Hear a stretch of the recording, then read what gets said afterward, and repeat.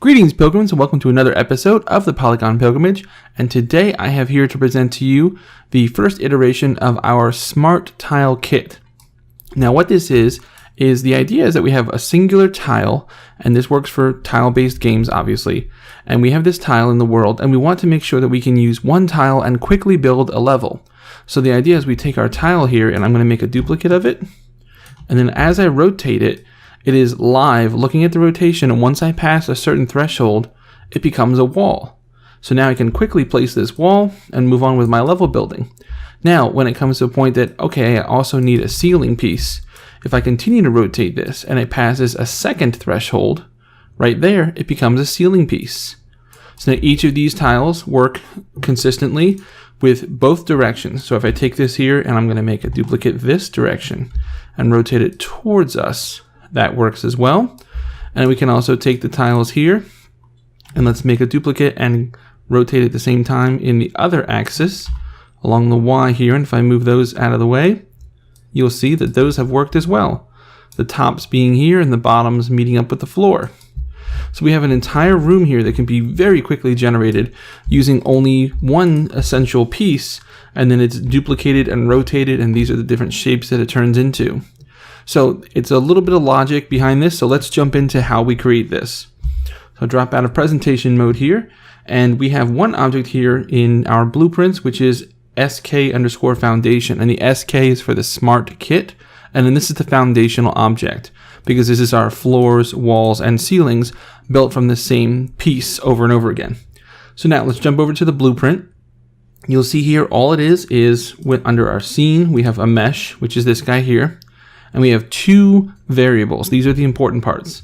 We have a variable float that is our threshold for the wall. And you can change this. Right now I have it set at 45 degrees. Anything beyond a 45 degree from a floor will become a wall. This allows you to have a slight rotation if you want to offset some things.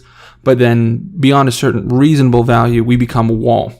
Then we have our threshold for the ceiling. And this is 130 degrees. Anything past that, we start to become a ceiling, and then past that on the opposite end of the axis, on the negative spectrum as well. Okay, so with that done, let's jump over to the construction script. This is what makes everything work inside the editor. If you move this to, if you move this to the event graph, then all it's going to do is it's going to do it once you hit play. But for our purposes here, I really wanted to show it to you live. So here we are in the construction script. So we have construction script, and it's immediately calling a custom function called check state. And that's all it does. Constantly, it's calling check state. And that's going to check the state of our object to see what it needs to be. So let's go ahead and look at what check state does. Now, this is a lot, but don't worry. It's actually rather simple. It's just doing the same thing over and over again. So we're going to walk through it. Here we go. So check state immediately spawns a sequence. And the sequence will do each of these in turn. One, then the other, then the next, then the next. And they will go numerically. So 0 comes first, then 1, then 2, then 3, then 4, then 5. So you'll notice that 0 through 5 means we have 6 total spawns, if you will, that go off of this. Okay?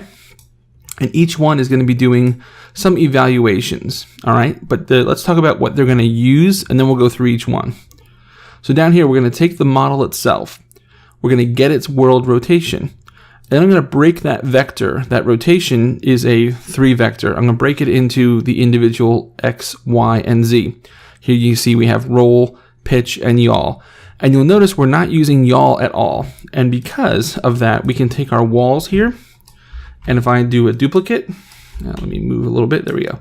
If I do a duplicate of this and move him around, I can rotate him along this axis, and he remains what he is. He's not looking at the rotation to make a change based upon that, which makes sense because you would want to take this wall and let's undo. You would want to take this wall and do, say, a 90 degree and put him into place, and he would become a wall on this axis. Okay, so that's why we don't touch the Z axis, but everything else we want to look at because that changes our state. Okay, so now we have X and Y, and then we have our two variables here. We're pulling from those. So you can change these in the map here. If you look at each object here has a threshold, wall, and ceiling. So you can set that here based upon your whatever you like. I have them under the default. I just haven't given them a name, but threshold wall, again, is 45, and threshold ceiling is 130. All right, so there's our wall and ceiling because we're going to pull from those. So essentially what we're going to do here is we're going to make some observations and set up some rules, and based upon those rules, we're going to push into this custom event called change state. So let's look at change state, and then we'll come back and go through all of these, okay? It'll make more sense. So what change state is doing is it's saying, I'm going to pass along the execution, and I'm going to take what type should I be changing to. And essentially we're saying, if you're a wall, then I want you to change your static mesh to a wall. I want you to set your rotation equal to the rotation of the object, and I want you to set your material. Now this little bit at the end here is a little extra for the walls, and we'll get into that in a moment. That's based upon the model. But essentially each of these says here for floor, if true, change to a floor, set your rotation equal to what you are, and then set your material. It's actually quite simple. So we'll come back and talk about why the wall has a little extra at the end, because it'll make sense. Now, for our check state, we have 3 sections here: floors, walls, and ceilings. And we're going to do them in slightly inverse order because it makes more sense that way, okay? So starting with a ceiling. What we're saying here is if, and we take our A and B, so this is a huge bit of spaghetti, so here's what makes a lot of sense, is we're going to take these with us as we talk about this. So here we go. We'll bring this down here, okay? So we're saying that we're going to become a ceiling for the X under the following conditions. If our value of X is greater than, and then if our value of X is less than a negative of our ceiling threshold. So what this means is if we're above 130 degrees, if you look at this way and we go over 130, and or we are less than negative 130, which is on the other side. Now, less than negative 130 means we're actually going to be going backwards up towards the top. So negative 150 is less than negative 130, if that makes sense. It sounds like a bigger number, but it's actually a smaller number because we're moving forward more into the negatives, okay? So if any of those conditions are correct, then we're going to turn into a ceiling X, meaning our value now has become above 130, but less than negative 130. So we're somewhere in this upward range. And we can look at that here as an example. These guys are 180 degrees in the negative. So if I rotate this guy just a little bit this way, he's fine. And then he'll start to change right about here. Right there. Oh, there we go. See, he passed the threshold, and now he's a wall again. And now he's a ceiling again. Ceiling until we hit below that threshold, and now we're a wall again. So he will change dynamically based upon his rotation into the 2 different thresholds. So this is that first threshold, is the minus 130 to the 130. So that's on the x-axis. So now essentially we're doing the same thing again with y. This is the exact same nodes copied and pasted here, but with y. And now if these are true, then you notice we call our change state, and I'm telling it what type to change into, ceiling. And that gets passed along. So when I go into the change state here, this change to type comes out and I say, hey, if the change to type is ceiling, do this. Makes sense? We're going to turn it into a ceiling. We're going to give it the ceiling material. Awesome. Okay, that's nice and easy. So now let's go back and look at the floors. The floors are the next things that are the least complicated, okay? And we'll be sure to bring these with us. I had them here because that makes sense for organization, but I'll bring these up here so they make more sense when we're looking at the values. So the floors, we have to do 4 separate checks. We have to become a floor on the X, we have to become a floor on the Y, and we have to do negative and positive for each one. Now the reason we're using the sequence, a small note about this, is the sequence evaluates each one independently. The reason that's important is we noticed a problem with doing all this daisy chaining together of a branch false to a branch true and all that. You get into some situations where you get some false positives. So using the sequence is very important, that we're going to take our time and take a look at each one individually. Now for the floors, we do positive and negative together for each axis. So you can see here positive and negative, positive and negative. All right. So to begin, we're going to say if our x rotation is greater than or equal to 0, so if we're flat or if we're larger, and if we're less than, if that value is less than this value, which is the wall. So anything from 0 to 45, okay? Anything to that at the moment, because our threshold is 45, but it can be whatever you set it to. Anything less than that, okay, if that's true, you're still a floor. Now we fall through, say that's not true. Okay, so if you are, here this is, come on. Okay, it's not wanting to work here. So if you are greater than 0, all right, and you're less than, greater than negative of the threshold for the wall, so -1, then we're going to become a floor rather, pardon me, and we're on that same axis, okay? So this is less than 0, so this is going the other direction now. Less than 0 means we've gone from being flat to going this direction. So this is positive this way, we're going negative this way. So less than 0, but we're still greater than a negative of the threshold, so -45. Because a greater number would be a smaller negative number, okay, if you think of it that way. So -10 is a larger number than -45, okay? So that means we're going this direction, but we're not quite at the threshold of 45 that way. You're still a floor, okay? And then these two are the same thing again from up here, but for the other axis. So if you notice, when I look at this line here, it's coming from the pitch, the y now. So on the y-axis, the same thing. If you are 0 to the threshold, and if you are both of those, then you are a floor. And here, if you are less than 0, meaning we started going into the negative direction, we are less than 0, but we're still technically under -45. So anything from -45 to 0 on this side, you're still a floor, and you're on that axis. Okay, we're doing quite well.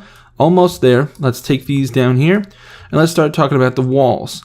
Now, the walls are a little bit more complex because of their pivot, and because when you have a wall, for example, when I have a wall like so, and I start to rotate it, imagine if the wall were to stay true here. Maybe I can just bring the wall into the world for you as here we go. We'll just bring a wall in by himself, okay? You'll notice that when he's rotated -90 degrees here, and I'll rotate him towards us, that now his ceiling is correct and his floor is correct. But now if I rotate him across the axis the other direction, you notice he's upside down. Now, if I zero out his rotation, okay, and let's stand him up, and now if I start to rotate him around the other way, you'll notice that doing this direction, he's off as well. He's not standing upright. And it's because of that, because of the pivot of the original object, that we need to make some adjustments after we do the rotational change, okay? So that's just why we do what we're about to do, so that it'll make sense to you, so that it works in all 1, 2, 3, 4 directions. Okay, so here, you'll notice we're taking the x to begin with and saying if the x is greater than, and we're looking at the wall threshold, okay, if we're larger than the threshold, and we are less than the ceiling threshold, then you're still going to be a wall. You're still going to be a wall until we become a ceiling threshold. So that is true. We're going to pass it through here. Now, this rot adjustment, when you create your functions here, you can add inputs, and we're going to add this input here so that we can pass it along to the next function. And we're going to say we need to make an adjustment of 180 degrees. And this is because as you start to rotate the wall, like we showed with the pivot, we need to make an adjustment. And I'll show that in a little bit. Then our other conditions here. So that's a wall on the x positive. We become a wall on the x negative if we have a -1 times our threshold for ceiling. If we are below that, if this value, see here, we're going to go up for the x. If we are below that value, and we're also below that value, -1 times the wall threshold, and we are less than, here we go, x. So then if both of those are true, then you're still going to be a wall on the x-axis, but you don't need to make an adjustment based upon that pivot. So again, here we have -130. So if we're under that, and minus, there we go, 45. Anything on that side. That's just the the left or right side. If you go left is positive, right is negative, this is the negative side. So we just have those negative ones in there. And then here, these are the same thing, but for the y. So we're going the other axis, but the exact same setup here as above. But you'll notice our adjustments here are negative 90 and 90. And those are based upon the fact that we've now turned our wall, and our pivot, our original pivot, means that we need to make some adjustments. So now remember I said we were going to go back and look at this at the end. This is what that rotation is. So here in our check state, we have rot adjustment. This gets passed along. And if there is a rot adjustment, it comes out of here. And only for this top section here where the walls are generated, this rot adjustment would come over and go into, for some reason, this is what doesn't make sense to me. I pump it into the Z, into the yaw. Okay? You would think it should be in the pitch or on the roll, but no. The yaw is what makes it work. And we're going to set relative rotation. Okay? And that relative rotation, our target is going to come from the mesh. And our new rotation is exactly that. All we're changing is the Z. So the relative means we're not going to touch these guys. These guys are fine. But we're going to make a change here. And that rotation will come again from the rot adjustment. And for each one here, we had to figure out. So it's 180 if you're becoming a positive X wall. No changes necessary if you are a negative X wall. Minus 90 if you're a positive Y. And 90 if you're a negative Y. And with all that complete, we hit a compile here. What's really neat is you can actually see the sequencer work. So let's take a look at that now. If I hit compile, you'll see it go boom, boom, boom, boom, boom. It goes down the list, and it looks at every single one and it evaluates them. Okay, so let's put this back up here where it should be, nice and neat. And again, we'll go back to our world and take a look. So let's do some experiments here. So we take our floor piece here. Let's make a duplicate. Let's bring him over here. Now, rotations. We're going to look at positive X to begin with. So that's this way. Okay, so from 0, 10, we're still good. 20, 30, 40, we're still good. The next one, because we're going in increments of 10 for our rotations, we're going to go into 50 positive, and that will push us into a wall. Boom. Now we're a wall, and we had to make those 180-degree adjustments. I'm trying to bring him over into the light so you can see him a little bit. Those 180-degree adjustments are to make sure that that's the top of the wall there, to make sure that that happens. Okay? Now if we continue that rotation, bring him all the way up to a 90, and then kind of combine it with the floor. There you go. So the bottom floor here just kind of cuts off based on how I made the model. But the top of the wall, in case you had a camera above looking down, the top of the wall should be here. So he checks out. That works just fine. So let's rotate him back to being flat. He becomes a floor. It's really cool to see it happen in real time. Okay, so that was positive X. Let's do negative X now. Negative 30. Negative 40, negative 50, boom, we're a wall. And there's our top, as it should be.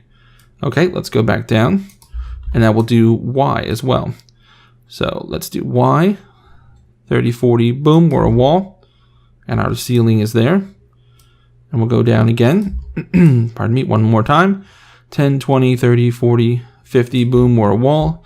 And our ceiling is there. Excellent. Now, let's pick ourselves up and let's see about rotating upside down. So now if we go 45, we know we're a wall. 90, we're good. 100, 10, 20, 30. 30, we've become a ceiling. All right. 30, we're a ceiling all the way up to, this is technically negative 180 degrees. And now into our negatives for the ceiling until we rotate all the way around, and now we're a wall again. Once we cross that threshold. Boom, boom. There you go. So that's our smart kit for you guys, and I'm working on combining this with the previous episodes where we did tiles that would work together and look at their variance and make sure that they were unique amongst their neighbors. So if you combine those with this kind of an effort, it makes for a really powerful tool, considering how incredibly fast it is to generate new parts of a level. So for example, if I take this and say, all right, we're started with this room, but we want to increase it by quite a bit. Well, then I can take just a couple of tiles here and say, all right, let's make it longer. And then say, okay, we need more walls. We could copy these walls, but to make walls on the end here, I could just take these, and even with the rotation selected, I just hold Alt and rotate by 90 degrees.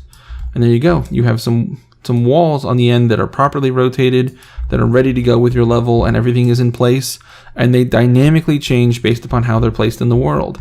Now, with this intelligence in place, we can now generate, say, a procedural level generator that will just place these tiles for us, and it will rotate them into place to say, okay, I know that this is the end, and I need to make a copy and move it to make a wall, and it doesn't need to worry about swapping the model because the blueprint itself that is being copied does that for us. So there we go. That's what we've got for this week, guys. I really hope you have enjoyed. If you guys have any questions about this, I know it's a little complex with some of the negative numbers. Trust me, I was pulling my hair out over negative is a smaller number. It's ridiculous. So if you guys have questions, please let me know. I hope that this helped. You can always pause the video and take a look at it, follow along. All of it works as you've seen here. And I hope you have very much enjoyed. If you have any questions, comments, anything you want me to look into or try, I'm here for you. Let's figure it out together. And as always, keep practicing, get better, and I'll see you next time as the pilgrimage continues.